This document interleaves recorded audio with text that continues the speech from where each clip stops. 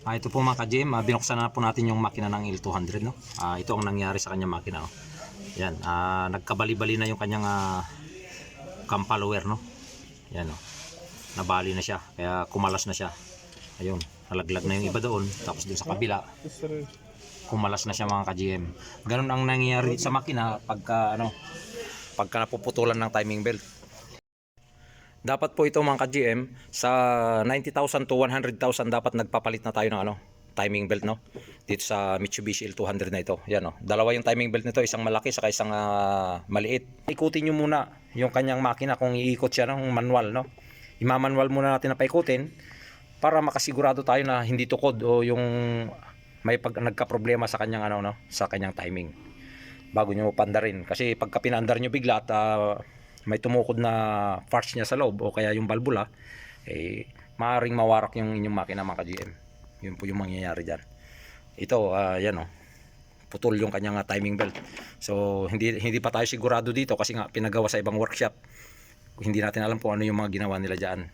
Kaya yan, kailangan nating ibaba ito, tapos i-check up natin yung mga parts niya na nasira, saka natin i-quotation.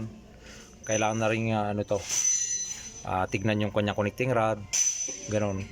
Tapos yung kanyang cylinder head, baka nagkaroon ng tama. Yan, so patuloy nyo lang pong panoorin yung aking mga video para magkaroon kayo ng idea. Yan, kasalukuyan natin binabaklas yung kanyang dyan.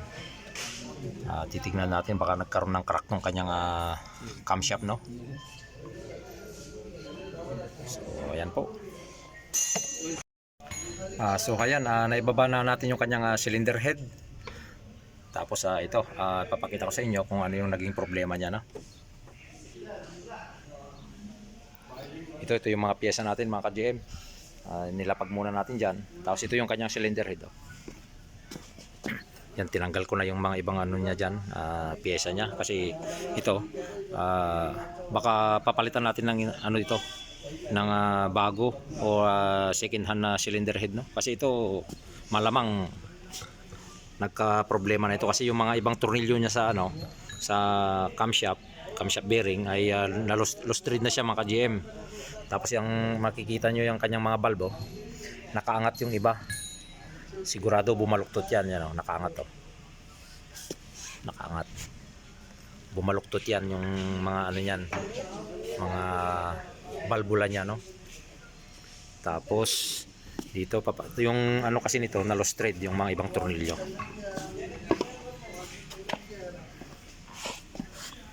Tapos may naputol na isa, yan, yung naputol na tornilyo niya, tapos lost thread na yung iba rito. So kaya kailangan natin sigurong palitan ng yan, bago or second hand. Tapos ito yung ibang naging problema niya mga ka-GM, yan, kung makikita nyo yung mga kanyang cam follower, yan, 4 yung naputol. Yan, naputol na siya, yan ang magiging problema niya pagka naputulan ng timing belt, no. Tapos itong kanyang bearing cap sa kanyang camshaft, yan, makita nyo nag-crack din, karoon siya ng crack. Ito yung mga ibang pyesa niya. Tapos yung kanyang injector, yan. So wala sigurong makuhang isang piraso lang, no. Bali ang papalitan lang kasi siguro natin dito ay isang set na siya. Tapos ito rin yung kanyang cam follower, 4 yung naputol, tapos baluktot din yung isang bolt niya doon. Tapos naputol yung isang bolt, no. Yan po. Tapos ito pagka bubuuin natin mga ka-GM, abangan nyo yung mga video ko na iba, kasi nga para magkaroon din kayo ng idea kung paano siya asimbolin, no, paano siya buuin. Tapos chinik natin naman yung ibang niya rito. Chinik natin yung kanyang piston diyan. Okay naman siya. Wala naman siyang wala siyang flay. So okay lang 'yan. Bali lilinisan na lang natin 'yan pagka dumating yung piyesa natin. I-inform muna natin yung ating customer. So ayan po, kaya ang advice ko sa inyo, pagka 90,000 to 100,000, kailangan magpalit na kayo ng timing belt para hindi mangyari yung ganitong problema ng sakyan ninyo, no? Like and share po sa ating mga video para marami magkaroon ng idea. So ayan po, nilinis na po natin yung kanyang engine block. So ngayon, nilinis natin yan, gumamit tayo ng brush. Ito yung ginamit natin, yung grinder. para mabilis tayo sa paglinis diyan mga ka-GM. Ngayon yung mga kanyang mga tornilyuhan dito sa kanyang bolt, bali ano yan, no, hinanginan natin yan para walang dumi sa mga butas-butas na yan, para hindi ano yung ano natin, yung pagtutork natin ng cylinder head bolt, no. Yan, malinis na siya kasi nga ginamitan natin ng grinding brush. So ayan po yung ano, at inaantay na lang natin yung pyesa niya na dumating, at kakabit na po natin yung kanya ano, cylinder head. Resurface po natin yung cylinder head niya, no. Tapos bahala na yung machine shop na mag-seating yung kanya mga valvula.